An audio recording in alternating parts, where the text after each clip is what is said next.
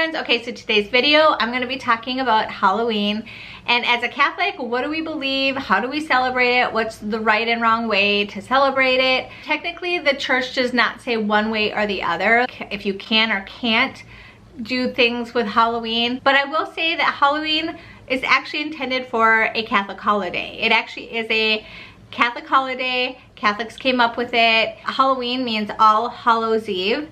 And it's kind of like the Christmas Eve, you know, like you're the day before, you're like getting ready for Christmas, for Jesus to be born that night. It's kind of the same thing. So it was intended to be a Catholic holiday. And of course, if you are alive right now, you are realizing that there are some really dark demonic parts of Halloween.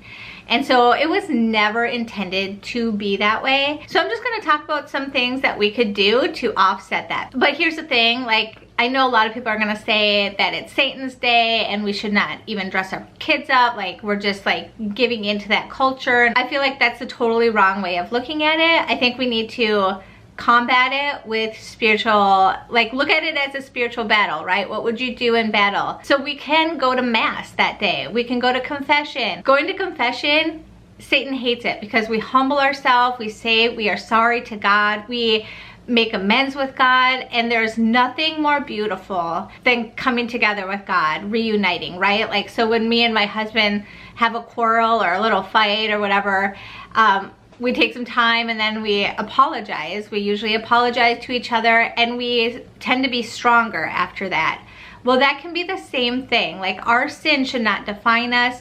We should maybe learn from that and continue forward and grow.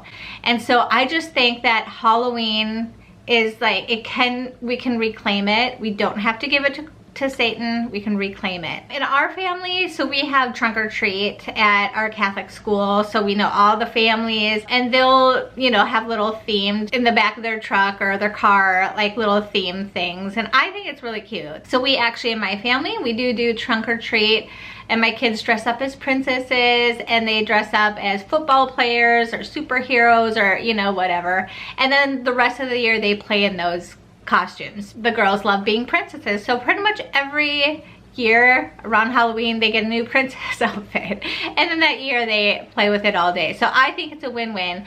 That's what we do because it is Catholic. Like, it's okay to like celebrate, to enjoy Halloween because it is Catholic and we can reclaim it. And then I heard of this from the religious hippie. She's awesome. If you haven't followed her, I think she's engaged, but she has a really fun channel that is similar to mine, but she is single or was single. So what she was saying was you could bless the candy. So I am a big believer that the head of the household, which is my husband, does all the blessings, and so he can bless the candy. And we could always sprinkle holy water on it. But I'm like, that is kind of a cool idea. My sister, who's like super uber Catholic, and I think she's super awesome. She's my little sister. She's like, I don't know, 9 years younger than me, but she clips on prayers to her candy. So she'll have candy and then she'll staple prayers on there, and I'm like, that is cool. That's kind of a cool way to evangelize. You can still like be a part of the scene, but you don't have to like give into the demonic part. What she also does, this is how cool my sister is, and I think my other sister started doing this too. So for the jack-o'-lanterns, she will have on Halloween night, like she'll have all her family and friends come over and they'll bring a pumpkin and they'll all go outside and they will carve like holy images in the pumpkin. So they'll take all of the insides out and they'll still put a candle in there, but they'll like make it so beautiful. And like, she'll send pictures and I'm like, that is amazing. Like, it's so cool. Like, you can take anything bad and turn it into good. I truly, honestly believe that, because here's the thing, God already won the victory.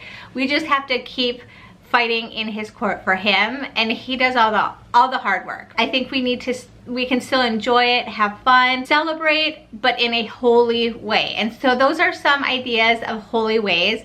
I highly recommend going to mass or praying an extra rosary or a Divine Mercy chaplet on that day, though. Prayer, above all else, is the highest form of defeating Satan. So that is Halloween, what I highly recommend. And then we have All Saints Day, and I love All Saints Day.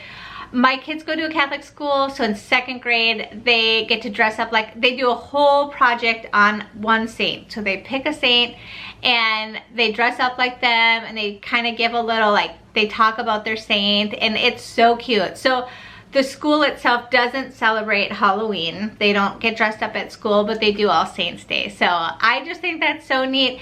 And last year I had a party with all my Catholic mommies at my house, and everyone just brought a different dish, and they, you know, we just kind of had a potluck, and it was so fun. And the kids can dress up if they want to, or they don't have to, but it's just a really fun idea to have a little party. And also, if you're doing like an All Saints Day party, this book is awesome. There's lots of ideas in here, like living liturgically, but for different feast days, how to celebrate. This was my dream, honestly, to make a book like this. And so when I saw this, I got super excited, because I'm like, oh, I don't have to make a book like that. Somebody else like came up with it. But they have so many different feast days and things to do.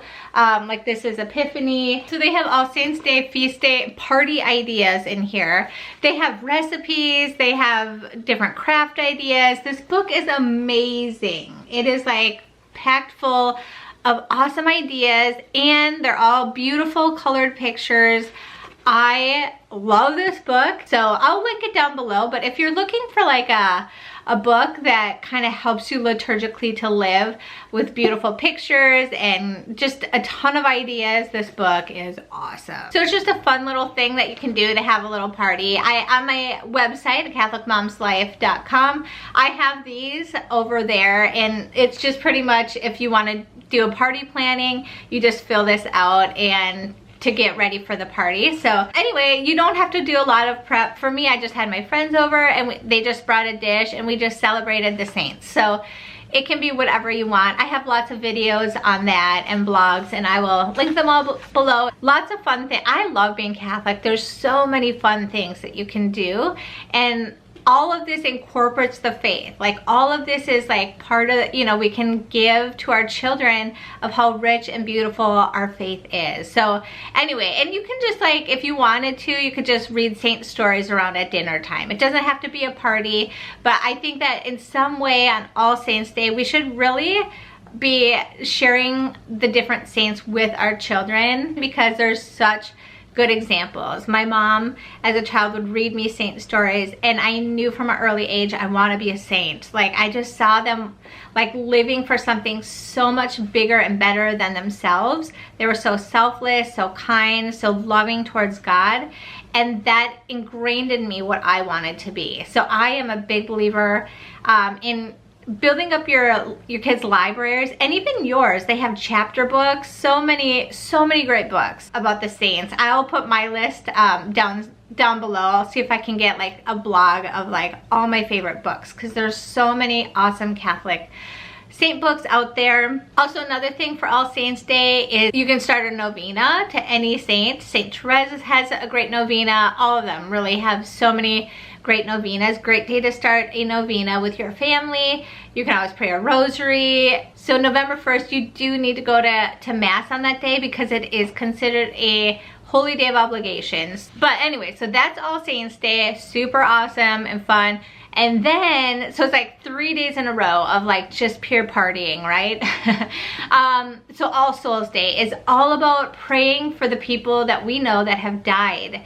Because if you die and your soul is not pure and ready, which I'm guessing most people, like that's the majority of the people who die, they need to go through a purification. And when we pray for the souls who have died, it helps them to get to heaven.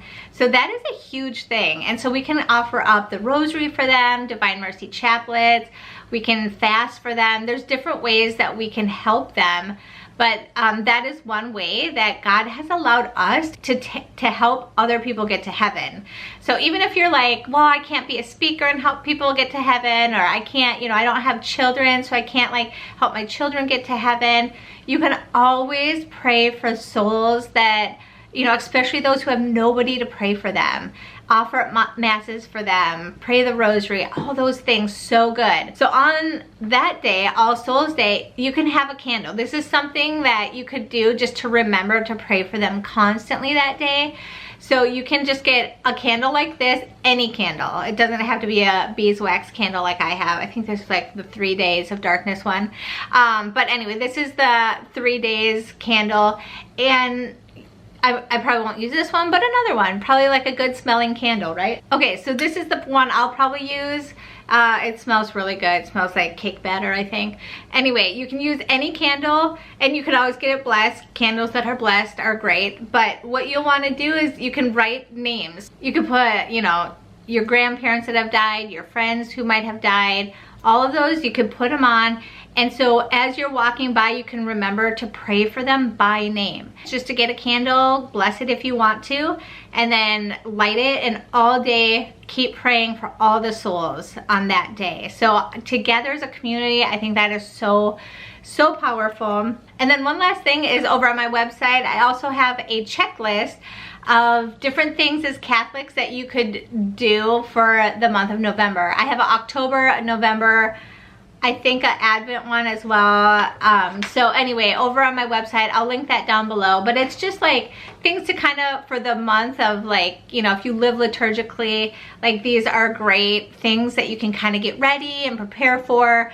Like it does say like All Saints Day, Holy Day of Obligation, like all of the things, but also things later on in the month, and also kind of prepare for Christmas and Advent and all of that. There's a whole bunch of ideas on here, and you can just cross them off as you do it, or you can just say, nope, I don't want to do that one. Like there's the prepare for the Jesse tree, but you might say, I don't want to do the Jesse tree, just cross the whole thing out and done with it. You don't have to, it's just to help you. So anyway, those are all just free things. You don't have to sign up or give me your email or anything. They're just, I'm hoping that it'll just help you to live liturgically and encourage the Catholic faith. So anyway, thank you so much for being here. I hope that you all have a beautiful, holy Halloween, All Saints Day, All Souls Day, and until next time, I will see you all later. God bless.